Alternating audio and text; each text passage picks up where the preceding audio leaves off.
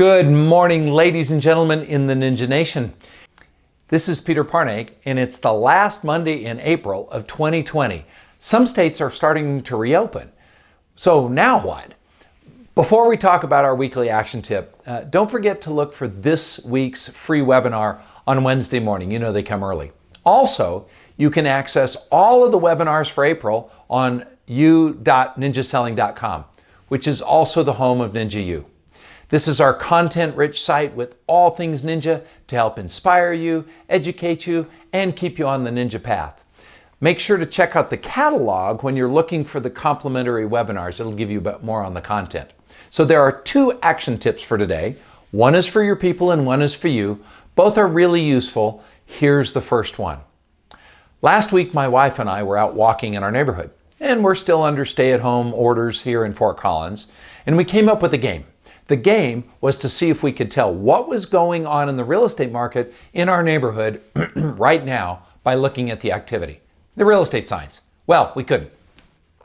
You probably remember that habit number 7 of the Ninja 9 is to do 2 real estate reviews a week. Well, that was in normal times. Everyone is curious, if not nervous, about asset values right now. The stock market has been super volatile, and everyone who owns a house is probably wondering what's happening with the value of their real estate right now. So let's really add some value to the people we know by doing a real estate update instead of a real estate review.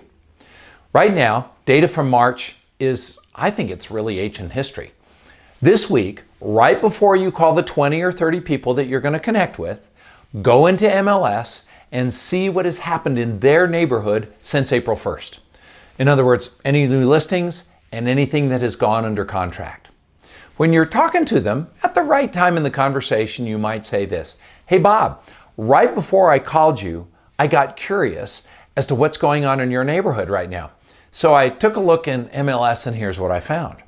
Since April 1st, there have been 3 new listings put on the market and 1 is already under contract. Would you like to see the printouts?"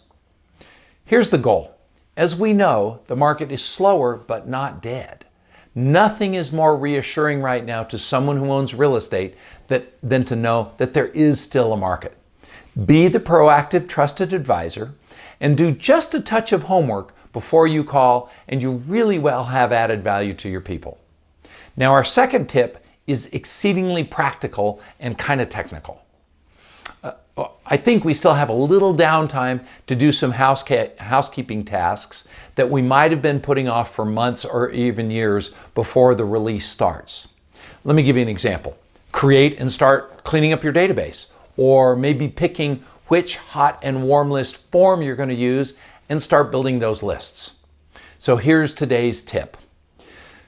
A few lucky agents have a CRM that syncs perfectly to your phone, but most don't. For years, I was trying to figure out how to get my phone database ninja-friendly and consistent with my computer database.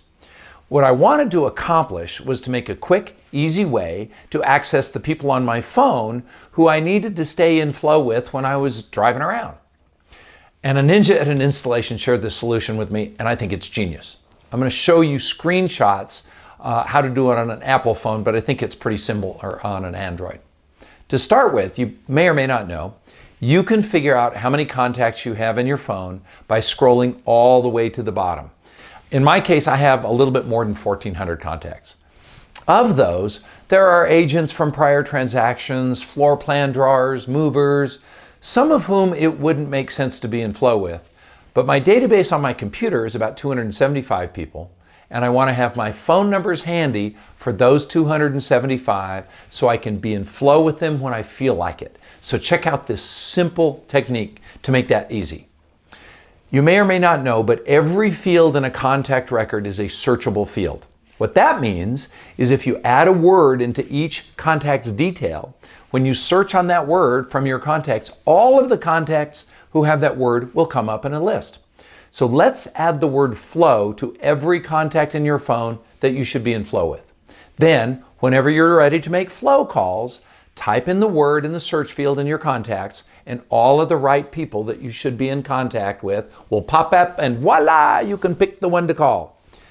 Now, you have to go through every contact in your phone and do two things. First, decide if they are or should be in your database, and if they qualify, then type Flo into one line in their contact record. Since we're getting ready to maybe be a little free, do this week. Remember how last week Don said to pick one thing a day that would let you win the day? This would be one of those.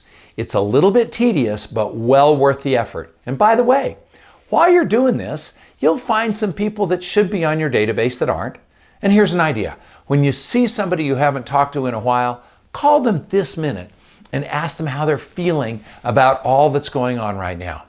This will allow you to stay in touch easily in the future, and this is another way to get in front of the inevitable. This is a small task with a huge upside. See you next week, and make sure you look for your Wednesday webinar.